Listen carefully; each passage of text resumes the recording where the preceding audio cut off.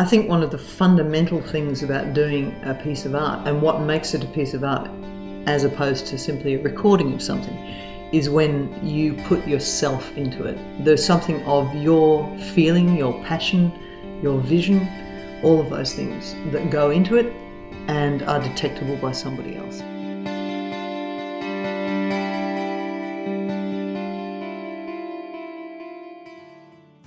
I've been connected with water since I was a child. I grew up on a cargo ship and my father was a captain, and after that, when I was a kid, I always swam and I surfed, and then when I got older I became a scuba diver, and after that again I worked as a scuba diver, and I've worked on boats, always had boats of my own, and still most weekends that I'm able to, I'm in the water these days as well.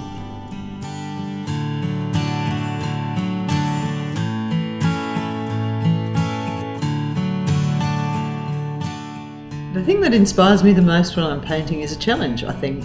I'll come across an image or a concept or a method, sometimes it's a new material, and I'll think, that looks like it would be really interesting to try that and see what I can make it do, or whether I can reproduce that convincingly, or whether I can make it say what I want to make it say. So the inspirations are many.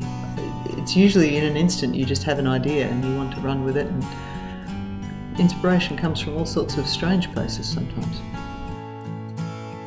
The nest paintings came about because of a friend of mine who had a big currawong nest that she'd found in her backyard. And she really wanted to draw this nest, and I thought she was crazy because it looked like an impossible thing to draw. It was so complicated. But in trying to help her to find a way to do it, I became really intrigued by the whole idea of painting it. So I did it and realised that there was a real crossover between drawing and painting that was happening, because it demanded a line response. There was no other way you could really do it, but I was doing it using paint, and it started a whole series of using line to paint with, and a departure from the kind of thing that I'd done previously, a complete departure. The support that I've had from Peter, my husband, has been everything in painting the way that I do. I remember looking at my work, looking back on all the things that I'd done, and Peter and I were looking at them together, and we were talking about my paintings, and he said, "Man, you can see the ones that were commissions." And I was really offended. I said, "Well, what's wrong with them, you know?"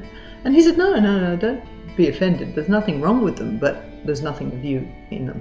They're adequate paintings that you've done because you felt you had to, not because you had any great passion for the subject or you felt anything for them. And I can't see you in them. I can't see anything of you. And that's what I love about what you do. And I think that was the first time he'd said that.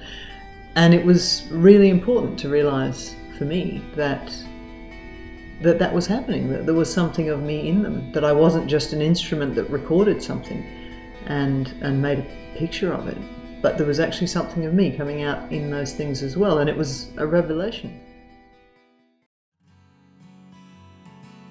I think above all, you are going to spend a lot of your life doing whatever it is that you do for a living, and it's too easy to allow all of the other pressures of life, all of the opinions of other people, all of those things, to influence the decisions you make about what you do.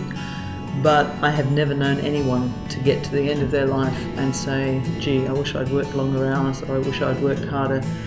If you can do what it is that makes you passionate, that makes you happy, that gives you pleasure, and if you can do that and make money from it at the same time, then life doesn't get any better than that. And if I was to give anyone advice on what they were to do with their lives, I'd say look for that thing that makes you enjoy getting up every morning and doing what you do.